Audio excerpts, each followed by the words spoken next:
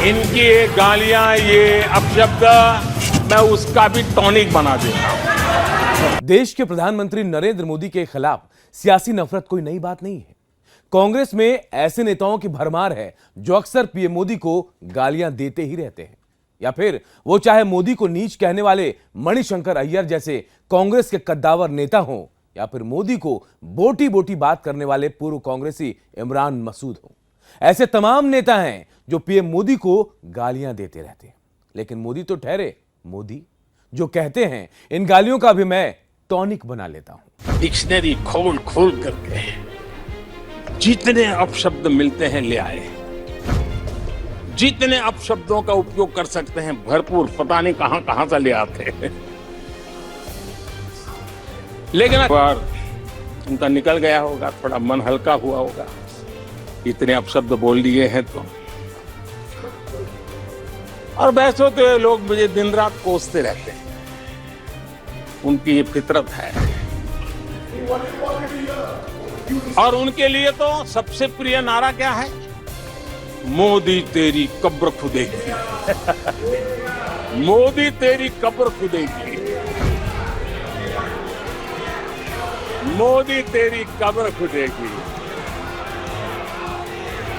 ये इनकी पसंदीदा नारा है। लेकिन मेरे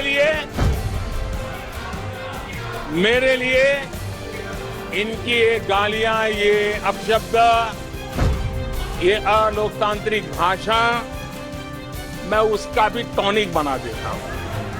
नमस्कार, आप देख रहे हैं रिपब्लिक भारत का डिजिटल प्लेटफॉर्म। मैं हूं आप सबके साथ अनूप। पीएम मोदी को गाली देने का सिलसिला तो पिछले कई सालों से जारी है, लेकिन अब तो कांग्रेस ने जैसे हद ही पार कर दी। मोदी के प्रति नफरत अब जनता के प्रति नफरत में बदलती जा रही है। तभी तो देश के करोड़ों लोगों ने वोट देकर जिस मोदी को प्रधानमंत्री बनाया और बीजेपी की सरकार बनाई, अब उन्हीं मतदाताओं को कांग्रेस राक्षस बताने में लगी है। इसे देखकर लग रहा है कि संसद में मोदी की कही हुई बात सच साबित हो रही है।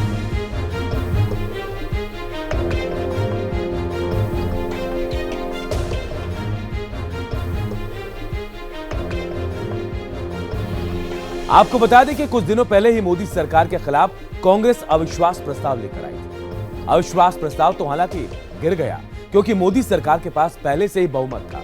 लेकिन इस दौरान पीएम मोदी ने संसद में जिस तरह से 2 घंटे तक कांग्रेस और उसके 26 साथियों को लताड़ा, उससे जहां विरोधी खेमे में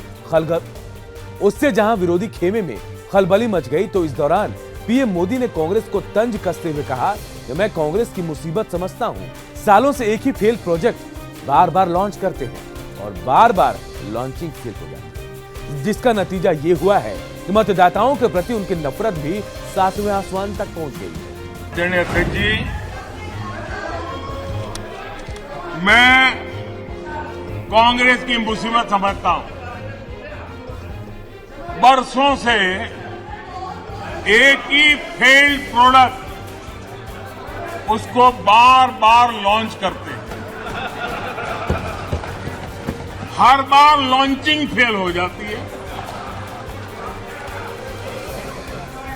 और अब उसका नतीजा ये हुआ है, मतदाताओं के प्रति उनकी नफरत भी 7वें आसमान पर पहुंच गई है। उनका लॉन्चिंग फेल होता है, नफरत जनता पे करते हैं। लेकिन पीआर वाले प्रचार क्या करते हैं? मोहब्बत की दुकान का प्रचार करते हैं, इकोसिस्टम लग पड़ती है। इसलिए देश की जनता भी कह रही है, ये है लूट की दुकान, ये है लूट की दुकान, झूठ का बाजार। ये है लूट की दुकान, झूठ का बाजार। इसमें नफरत है, घोटाले हैं, तुष्टीकरण है, मन काले हैं, परिवारवाद की आग के दशकों से देश हवाले है। और तुम्हारी दुकान ने इमरजेंसी बेची है, बंटवारा बेचा है। सिखों पर अत्याचार बेचा है। देश के मतदाताओं के खिलाफ कांग्रेस की बढ़ती नफरत की बात पीएम मोदी ने संसद में 10 अगस्त को कही थी और जल्द ही उनकी बात सच साबित हो गई। अब 14 अगस्त को कांग्रेस सचिव और सांसद रणदीप सुरजेवाला ने हरियाणा में सियासी मंच से खड़े होकर देश के उन मतदाताओं को ही राक्षस बता दिया जिन्होंने बीजेपी को वोट देकर देश में मोदी की सरकार बनवाई। राक्षसों, भाजपा के राक्षसों, राक्षस हो तुम लोग। भारतीय जनता पार्टी को जो वोट देता है और भारतीय जनता पार्टी का जो समर्थक है वो राक्षस प्रवृत्ति का व्यक्ति है। मैं आज महाभारत की इस धरती से श्राप देता हूं। बीजेपी को वोट देने वाले मतदाताओं को राक्षस बताने वाले ये वही रणदीप सुरजेवाला हैं जिनकी मौजूदगी में इसी साल फरवरी में राजधानी दिल्ली के एयरपोर्ट पर नारे लगाए गए थे। मोदी तेरी कब्र खुदेगी, तेरी कब्र खुदेगी।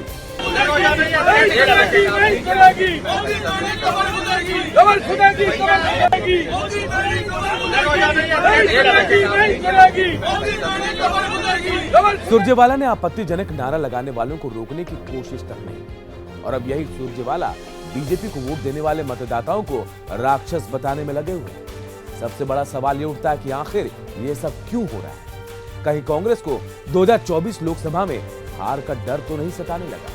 आपको बता दें कि मोदी से लड़ने वाले कांग्रेस को देश की जनता ने पहले साल 2014 में नकारा, फिर 2019 के लोकसभा चुनाव में कांग्रेस को फिर नकार दिया। कहीं ना कहीं कांग्रेस को भी समझ में आ गया है कि 2024 के लोकसभा चुनाव में भी जनता कांग्रेस को नकार सकती है। इसीलिए कांग्रेस 26 दलों के साथ मिलकर मोदी को हराने निकली। चलो पक्ष विपक्ष में वार प्रतिवार तो थोड़ा होता रहता है, लेकिन इस लोकतांत्रिक लड़ाई में कांग्रेस अब देश के मतदाताओं को राक्षस बताने में लग गई है। ये कहां तक जायज है? इस पर अपनी राय हमें जरूर कमेंट करके बताएं। ऐसे ही तमाम खबरों के लिए सब्सक्राइब करें आर भारत के डिजिटल प्लेटफॉर्म। नमस्कार।